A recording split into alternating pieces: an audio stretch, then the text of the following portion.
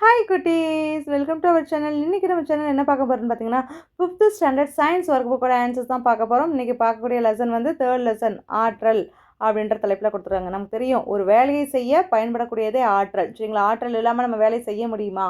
முடியாது தானேப்பா. ஸோ இங்கேயும் அதே தான் பாருங்கள். இது என்ன ஆற்றல்? இவங்க வந்து பந்தை வந்து பிடிக்க போகிறாங்க. அப்போ அது வந்து இயக்க ஆற்றல். இது என்னது? பந்தை போடுறாங்க, அதுவும் இயக்க ஆற்றல். இங்கே ஒரு இடத்துல நிலையாக உட்காந்துருக்காங்கன்னா அது நிலை ஆற்றல். சரிங்க பாருங்கள், இங்கே ஒரு இடத்துல நின்று தான் இந்த அம்பை எய்ய போகிறாங்க, எங்கேயும் அவங்க மூவ் பண்ணலை.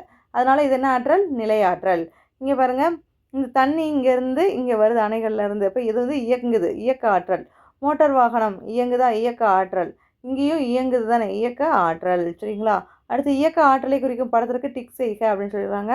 இங்கே வந்து குதிரை ஓடுது, காற்றாலை காற்று வந்து அடித்தா சுற்றுது. சரிங்களா? இதெல்லாம் இயக்க ஆற்றல். இப்போ இதுவுமே என்ன, பந்து இங்கே விட்டால் கீழே விழுகும், இயக்க ஆற்றல் தான். இங்கே வந்து தண்ணி இந்த சைடு வந்த மாதிரி காமிக்கலை, அதனால் இது இயக்க ஆற்றல் கிடையாது. அடுத்து பாருங்கள், தவறான இணைக்கு நிழலிடுக. பாருங்கள் என்ன கொடுத்துருக்காங்கன்னா, சாலையில் செல்லும் பேருந்து இயக்க ஆற்றல் தானேப்பா, அது சரி. அது மாதிரி அணையில் தேக்கியுள்ள நீர் வந்து நிலையாற்றல். அணையில் தேக்கியுள்ள நீர் வந்து நிலையாக இருக்கும், நிலையாற்றல். பறக்கும் பட்டம் வந்து நிலையாற்றலா? இல்லை, இது தவறு தானே. பறக்கக்கூடிய பட்டம் இயக்க ஆற்றல், இயங்குது தானே, இயக்க ஆற்றல். மரத்திலிருந்து கீழே விழும் இலை வந்து இயக்க ஆற்றல். அப்போ சரியானது ஈ தான். சரிங்களா? அதுக்கு நிழலிடுக. ஆற்றலுக்கு ஏற்ப வகைப்படுத்துகன்னு சொல்லி கேட்டுருக்காங்க. நிலையாற்றல் இந்த 6 இது கொடுத்துருக்காங்களா? இதில் நிலையாற்றல்னால் என்னென்னா, ஒரு இடத்துல இருக்கக்கூடியது. மரத்தின் மேல் அமர்ந்துள்ள கிளி, அப்புறம் தூங்கும் நாய், அப்புறம் வகுப்பறையில் உள்ள மேசை. இதெல்லாம் என்ன செய்யாது? ஒரு இடத்துல இருந்து இன்னொரு இடத்துக்கு நகரல, அது பாட்டுக்கு இருக்குது. அதனால் அதெல்லாம் நிலையாற்றல். இயக்க ஆற்றலுக்கு எக்ஸாம்பிள் பாருங்கள். மிதிவண்டியில் செல்லும் மாணவன், சுழலும் மின்விசிறி, காற்றில் அசையும் மரக்கிளை. பாருங்கள், மிதிவண்டியில் போனால் அது இயங்குது.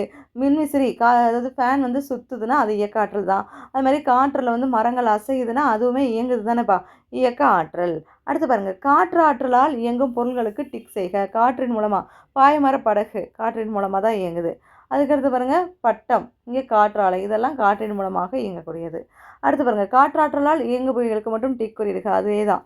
இங்கே வந்து காற்றாலை, பாய்மர கப்பல், இந்த இதுவுமே காற்றின் மூலமாக தான் இயங்குது. அடுத்து வருங்க, பின்வரும் கூற்றுகளை பிடித்து சரியா தவறா என கண்டுபிடித்து எழுதுக. பாருங்க, காற்று பெற்றிருக்கும் ஆற்றல் காற்றாற்றல் எனப்படும். அது சரிதான், காற்று இருந்தால் தான் அது காற்றாற்றல். அது மாதிரி உராய்வின் மூலம் வெப்பம் உண்டாகாதுன்னு கொடுத்துருக்காங்க. உண்டாகும். இப்போ அதுதான் நம்ம வெப்பமே எப்படி கண்டுபிடிச்சோம். ஆதி காலத்தில் பழங்கால மனிதர்கள் என்ன பண்ணாங்க, 2 சிக்கிமுக்கி கற்களை உரசும் போது தான் அதுலேருந்து நெருப்பு வரப்போய் தான் அந்த நெருப்பவே கண்டுபிடிச்சாங்க. ஸோ உராய்வின் மூலமாக தான் வெப்பம் வந்து உண்டாகும். உண்டாகாதுன்னு கொடுத்துருக்காங்க, அப்போ அது தவறு. அடுத்து பாருங்கள், சூரிய ஆற்றலின் முதன்மை மூலம் சந்திரன் ஆகும். சூரிய ஆற்றலின் முதன்மை மூலம் சந்திரன் கிடையாது, அது தவறு. அடுத்து வேதி வினைகள் மூலமாகவும் வெப்ப ஆற்றல் வெளிப்படுகிறது. இப்போ வேதி வினைகள் மூலமாக என்ன ஆற்றல்? வெப்ப ஆற்றல் நமக்கு கிடைக்குதுன்னா அது சரி. அப்புறம் பூமிக்கு அடியில் உள்ள நீரை மேலே கொண்டு வர காற்றாற்றல் பயன்படுகிறது. காற்றின் மூலமாக தான் அடியில் இருக்கக்கூடிய நீர் வந்து மேலே வர்றதுக்கு, அதுவும் சரிதான். சரிங்களா? அடுத்து பாருங்கள், பொருட்களையும் அவற்றின் ஆற்றல் மூலங்களையும் இணைக்க. பேருந்து வந்து அதுக்கு பெட்ரோல் தேவை.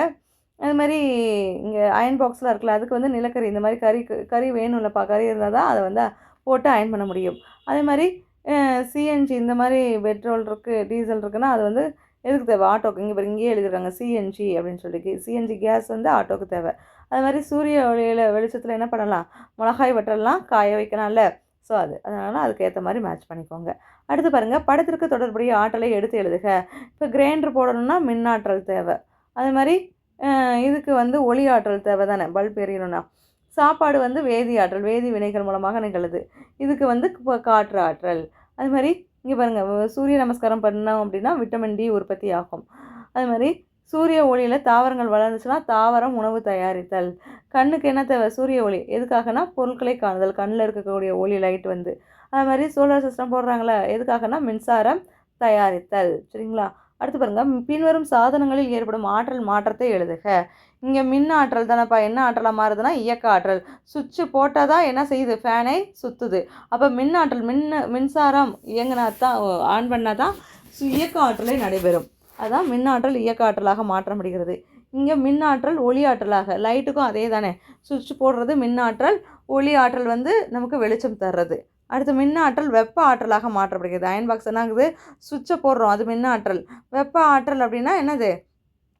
ஹீட் நமக்கு கொடுக்குறது தானே இப்போ வெப்ப ஆற்றல். அடுத்து பாருங்கள், வேதி ஆற்றல் ஒளி ஆற்றலாக மாற்றப்படுகிறது. வேதி ஆற்றல்னால் உள்ளே போட்டிருக்கக்கூடிய பேட்ரி. டார்ச்சுக்கெலாம் என்ன பண்ணுவோம்? பேட்ரி போடுவோம் தானே. ஸோ அது வந்து ஒளி ஆற்றலாக நமக்கு கிடைக்குது. அடுத்து பாருங்கள், படத்தை பார்த்து கீழ்காணும் வினாக்களுக்கு விடையளிக்க. இந்த படத்தை பாருங்கள், நிறைய திங்ஸ் இருக்குது. வாஷிங் மிஷின் இருக்குது, மிக்ஸி, அயர்ன் பாக்ஸ், ஃப்ரிட்ஜு, இங்கே வந்து டிவி ரிமோட், ஃபேன், மேலே இருக்கக்கூடிய ஃபேன், இந்த மாதிரி நிறைய திங்ஸ் இருக்குது. என்ன கொஸ்டின் கேட்டிருக்காங்கன்னா, மின் ஆற்றலை வந்து இயக்க ஆற்றலாக மாற்றும் பொருட்கள் யாவைன்னு கேட்டிருக்காங்க. என்னென்னது? மின் விசிறி, துணி துவைக்கும் இயந்திரம். என்ன ஆகும்? மின் ஆற்றலை இயக்க ஆற்றலாக மாற்றக்கூடியது. மிக்சியும் தான்ப்பா. அடுத்து பாருங்கள், கிரைண்டர், இதெல்லாம் மின் ஆற்றலை இயக்க ஆற்றலாக மாற்றக்கூடியது. அடுத்து மின் ஆற்றலை ஒளி ஆற்றலாக மாற்றும் பொருள் மின் விளக்கு. ஒரு மின் ஆற்றலை வெப்ப ஆற்றலாக மாற்றும் பொருள் துணி தேய்க்கும் இயந்திரம். அடுத்து பாருங்கள், உன் வீட்டில் உள்ள மின் சாதனங்கள் எவைன்னு சொல்லி கேட்டிருக்காங்களா?